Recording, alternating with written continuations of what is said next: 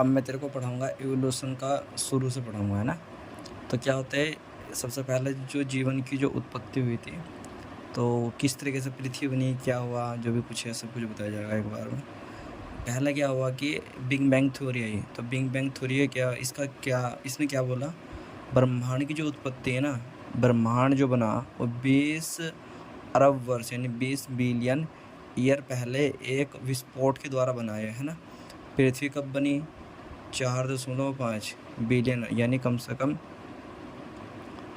4.5 अरब वर्ष पहले बनी, है ना। अब प्रारंभ में क्या था, पृथ्वी बहुत गर्म थी, तो उस टाइम तो कुछ था नहीं, लेकिन उस टाइम फिर कुछ टाइम बाद मतलब क्या बने, यहाँ पे मीथेन आई, जल वाष्प आई, जल वाष्प बोलना H2 ने जल वाष्प, ठीक, और CO2 और फिर अमोनिया आया, कार्बन डाइऑक्साइड, और फिर क्या होगा यहाँ पे अमोनिया आया, है ना। तो क्या हुआ कि जो हमारी ये जल वाष्प थी ना, सूर्य के साथ, सूर्य की जो किरणें आई तो जल वाष्प के साथ क्या हुई, रिएक्शन हुई। तो क्या हुआ फिर, उसमें से ये जो जल था वो हाइड्रोजन में और ऑक्सीजन में टूट गया, ठीक है। तो जो ये ऑक्सीजन थी, इस ऑक्सीजन ने क्या काम किया, इस ऑक्सीजन ने क्रिया करी किसके साथ, अमोनिया के साथ और मीथेन के साथ। इसके साथ जब इन्होंने क्रिया करी तो क्या बनाया इसने, H2 और CO2। देख ध्यान रखना, अगर अमोनिया से क्या बननी है, ऐसी H2 मतलब कि वाटर बन गया ना, और इससे क्या बनना है आपका, CO2 बननी, कार्बन डाइऑक्साइड, ठीक है। जो पृथ्वी फिर क्या हुआ, ठंडी हो गई। जब पृथ्वी ठंडी हुई तो क्या हुआ, उसमें जल वाष्प था ना, जो जल वाष्प ऊपर चले गया था, वो क्या बारिश के रूप में पृथ्वी पर गिरने लगा, है ना। लगभग जो पृथ्वी वो 4 अरब वर्ष पहले बनी थी, है ना, प्रकट मतलब कि उस पर जीवन लगभग 4 अरब वर्ष पहले प्रकट हुआ, ठीक है। तो जीवन की उत्पत्ति के सिद्धांत क्या है, फिर आई थी एक एबायोजेनेसिस मतलब एक थ्योरी आई। एबायोजेनेसिस में क्या हुआ कि इसके अनुसार जो जीवन है ना, वो सड़े गले जैसे कि पदार्थ होते हैं, उनमें से अपने आप ही कुछ जानवर बनने लगते हैं, इस तरीके से उन्होंने बोला है कि ऐसा जीवन की उत्पत्ति होती है। लेकिन इसको लुईस पास्चर आया, उसने इस सिद्धांत क्या कर दिया, उसका खंडन कर दिया। उसने क्या काम किया, उसने यीस्ट जो मरा हुआ कर्मिक था एक तरीके से, उसने एक बोतल के बंद बोतल के अंदर रखा था, तो मरा हुआ था वो, तो उसमें कोई उत्पत्ति नहीं हुई। लेकिन क्या हुआ, यहाँ पे उसने खोल कर रखा था, उसके अंदर उत्पत्ति, जीवन की उत्पत्ति हो गया ना। फिर क्या हुआ, ये एबायोजेनेसिस थ्योरी थी, फिर क्या है, बायोजेनेसिस थ्योरी आ गया ना, फ्रांसिस रेड्डी और क्या होगा, स्पेलन जेनी और लुईस पास्चर, इसने क्या काम किया, इसने बताया कि मतलब कि जो जीवन की जो उत्पत्ति है ना, मौजूदा जो पहले से जो जीवन था उसी से हुई है। लेकिन इससे ये सीधी नहीं होता कि मतलब कि जीवन की उत्पत्ति कैसे हुई, है ना। फिर आया ब्रह्मांडीय सिद्धांत आया। ब्रह्मांड सिद्धांत कहते हैं, ये इसका होता है पेंसिफेरमिया सिद्धांत, है ना। ये इम्पोर्टेंट है, इसमें इस पर यहाँ से क्वेश्चन आता है। इसमें क्या होता है कि इसने कहा कि भाई देखो, बहुत सारे पृथ्वी के अलावा भी ब्रह्मांड के अंदर बहुत सारे ग्रह हैं, तो वहाँ से स्पोर आया और पृथ्वी के ऊपर स्पोर आया, तो उनसे जीवन की उत्पत्ति हुई। लेकिन अब तेरे को बता रहा है यहाँ से मैं क्या, जैविक सिद्धांत, जैविक विकास के सिद्धांत। जैविक विकास के सिद्धांत में क्या होगा, जैविक विकास के सिद्धांत में जो छूट गया था वो बता रहा मैं तेरे को। लेमार्क, फिर पहला है क्या, लेमार्कवाद ने क्या कहा, इसने कहा कि जो विकास होता है ना, विकास होता है अर्जित, यानी जो अर्जित लक्षण होते हैं उनके आधार पे होता है ना। जैसे कि अर्जित जो गुण होंगे, कैसे उपयोग, या तो हम उनका उपयोग कर रहे होंगे या फिर अनुपयोग अंगों के द्वारा होता है, ठीक है। तो अगर जैसे कि उपयोग में क्या था, जिराफ की जो लंबी गर्दन थी वो क्या थी, वो उपयोग कर रहा था उन्हें, है ना, तो उसकी गर्दन लंबी होती गई, यानी एक तरीके से यूज होता करता है हो गया। लेकिन अनुपयोग, अगर मैं किसी अंगों का अनुपयोग करूँगा, कि जैसे सांप के पहले क्या होती थी, उसके छोटे छोटे पैर होते थे, है ना, तो क्या हो गया, मैं उसने उनका उपयोग ही नहीं किया, वो रेंगता रहा, तो उसमें क्या, उस कंडीशन में उसमें क्या हुआ, उसके पैरों की वह पैर ख़त्म हो गया, है ना। तो ये क्या कहता है कि मतलब कि इस सिद्धांत को समाप्त कर दिया गया, क्योंकि ये पता लग चुका था कि जो लक्षण जाते हैं ना, वे जिनके माध्यम से ही एक पीढ़ी से दूसरी पीढ़ी में जाते हैं ना। फिर आया डार्विनवाद था, वो डार्विन आया। डार्विनवाद ने क्या किया, डार्विन था पहले अमेरिका का तो रहने वाला था ना, तो अमेरिका से कहाँ गया, ये गैलापागोस उस पर गया, मतलब कि एक आइसलैंड था उसके पास में, है ना।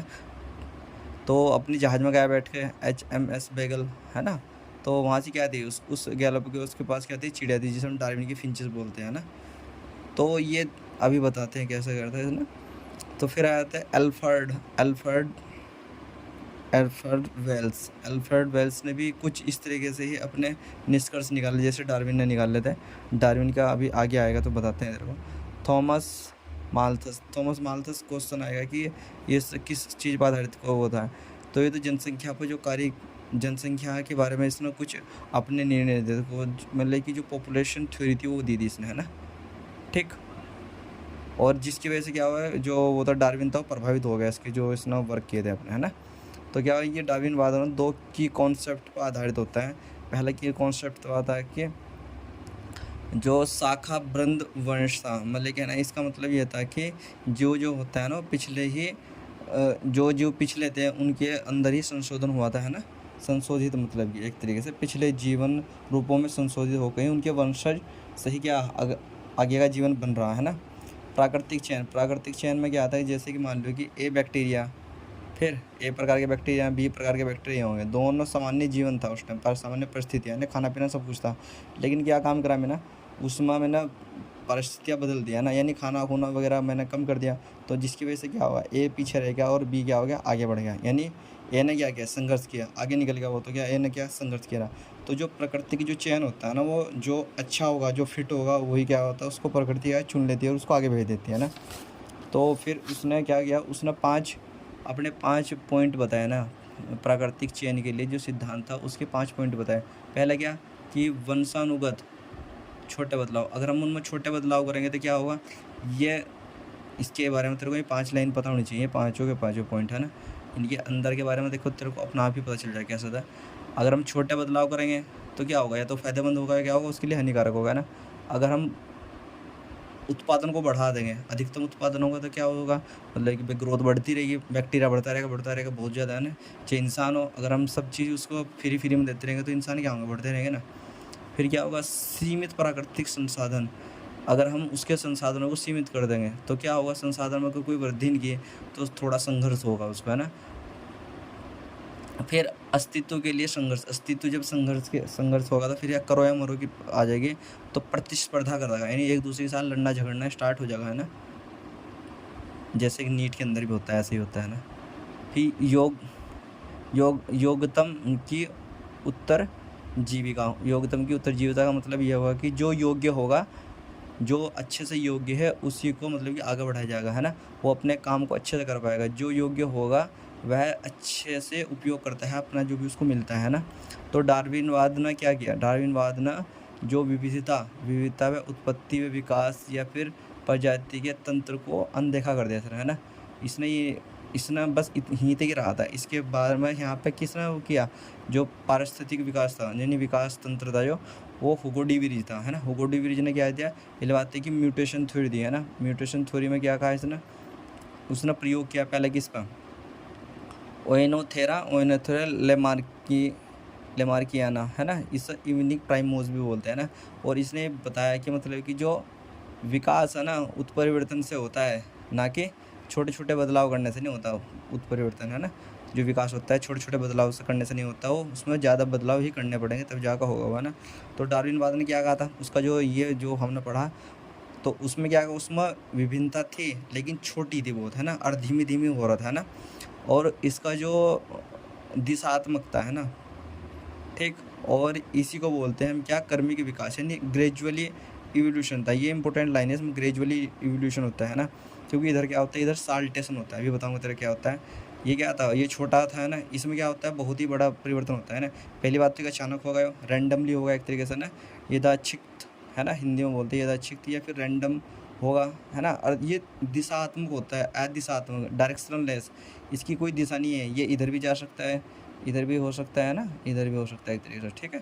तो इसमें क्या होता है कि सिंगल स्टेप यानी एकल चरण में बड़ा परिवर्तन, तो इसको बोलते हैं हम साल्टेशन। यहाँ से क्वेश्चन आता है साल्टेशन पर, ये होता है ग्रेजुअली। ये 2 इंपॉर्टेंट पॉइंट है इसके, ठीक है।